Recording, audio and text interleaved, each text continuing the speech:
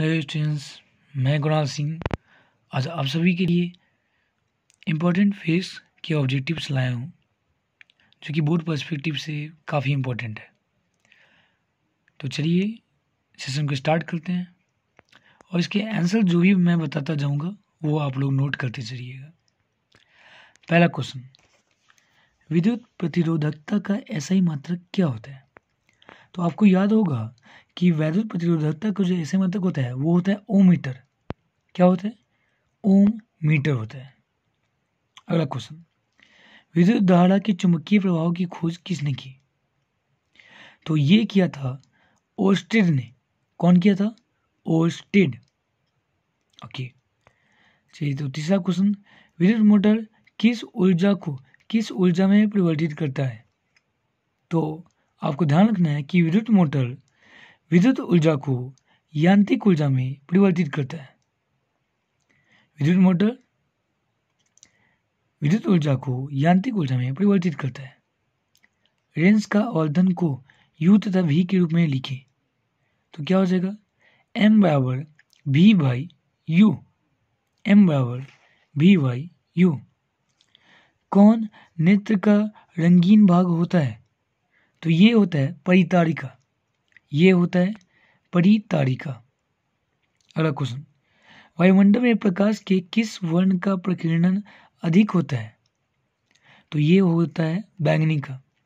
बैंगनी रंग का प्रकीर्णन सबसे अत्यधिक होता है, तो आपको ध्यान रखना है। अगला क्वेश्चन, प्रकाश की किस घटना के कारण सूर्य हमें वास्तविक सूर्योदय से लगभग 2 मिनट पूर्व दिखाई देने लगता है? तो ये होता है प्रकाश के अपवर्तन के कारण। ये होता है प्रकाश के अपवर्तन के कारण। अगला क्वेश्चन, किस रेंज को अभिसारी रेंज कहते हैं? तो ये हम लोग कहते हैं उत्तल लेंस को। उत्तल लेंस को अभिसारी लेंस कहते हैं, जबकि अवतल लेंस को अपसारी लेंस कहते हैं। तो ये आपको ध्यान रखना है। किसका अपवर्तनांक सबसे अधिक होता है? तो वो होता है हीरा का। हीरा का लगभग 2.42 के आसपास होता है। तो आपको याद रखना है कि सबसे अधिक अपवर्तनांक हीरा का होता है। किसी कार का अग्रदीप मतलब हेडलाइट में कौन सा दर्पण यूज होता है? तो कौन सा दर्पण होता है? तो वो होता है अवतल दर्पण। कौन सा दर्पण? अवतल दर्पण। ध्यान रखिएगा। दर्पण के सामने किसी भी दूरी पर स्थित वस्तु का प्रतिबिंब सीधा प्रतिबिंब होता है। इस सीधा प्रतीत होता है, इसका मतलब कौन सा दर्पण है? तो आपको याद होगा कि उत्तल दर्पण में वस्तु का प्रतिबिंब हमेशा ही सीधा प्रतीत होता है, तो इसका आंसर हो जाएगा उत्तल दर्पण। हमारे घरों में जो विद्युत आपूर्ति की जाती है वह कितने वोल्ट की और कैसी होती है?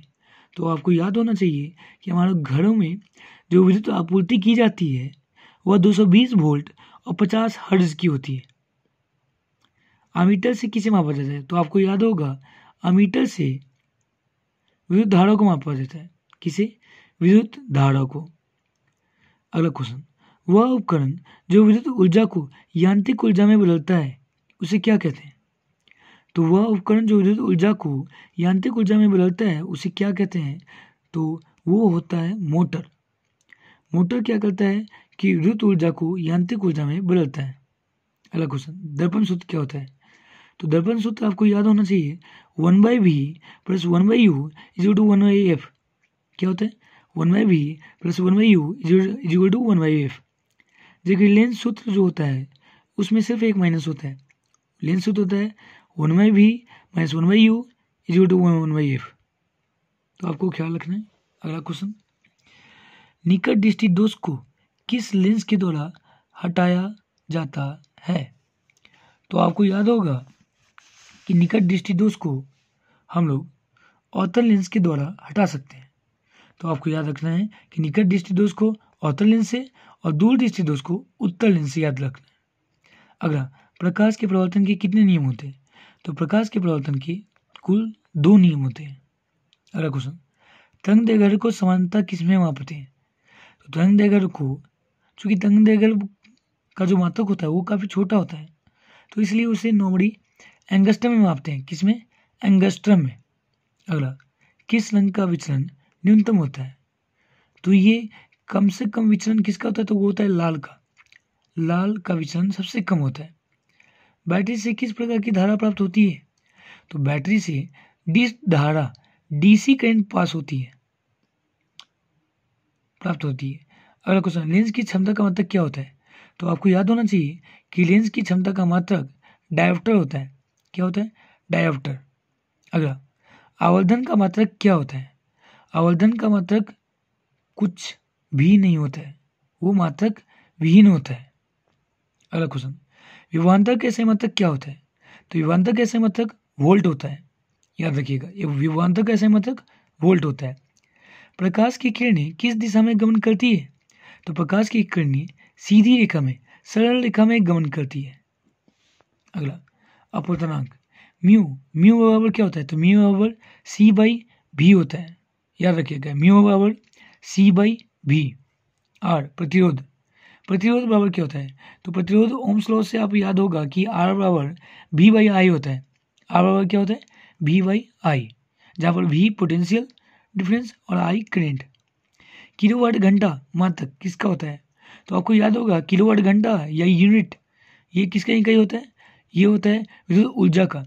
कौन सा? विद्युत ऊर्जा का। अगला, विद्युत फ्यूज आधारित होता है किस प्रभाव पर? तो विद्युत फ्यूज जो आधारित होता है वो विद्युत धारा के ऊष्मीय प्रभाव पर आधारित होता है। आपको याद होगा कि विद्युत फ्यूज के बारे में बताया गया होगा कि करंट जब पास होता है तो ऊष्मा निकलने के कारण फ्यूज गल जाता है और वो परिपथ को तोड़ देता है, जिससे हानि होने से बच जाती है। तो विद्युत फ्यूज जो आधारित होती है वो ऊष्मा के प्रभाव पर, विद्युत धारा के ऊष्मीय प्रभाव पर आधारित होता है। विद्युत चुम्बकीय प्रेरण की खोज किसने की? तो ये किए थे फैराडे ने। आपको याद रखना है, विद्युत चुम्बकीय प्रेरण की खोज किसने की? फैराडे ने। अगला, विद्युत धारा उत्पन्न करने वाली युक्ति को क्या कहते हैं? तो विद्युत धारा उत्पन्न करने वाली युक्ति को हम लोग विद्युत जनित्र कहते हैं। क्या कहते हैं? विद्युत जनित्र। कौन सा दर्पण आमतौर पर वाहनों के पीछे देखने के दर्पण के रूप में उपयोग किया जाता है?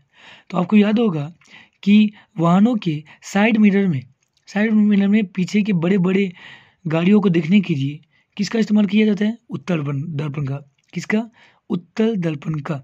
अगला, पवन विद्युत जनित्र में पवन की चाल कम से कम कितनी होनी चाहिए? तो आपको याद रखना है कि कम से कम 15 किलोमीटर पर घंटा होना चाहिए। कितना? 15 किलोमीटर पर घंटा।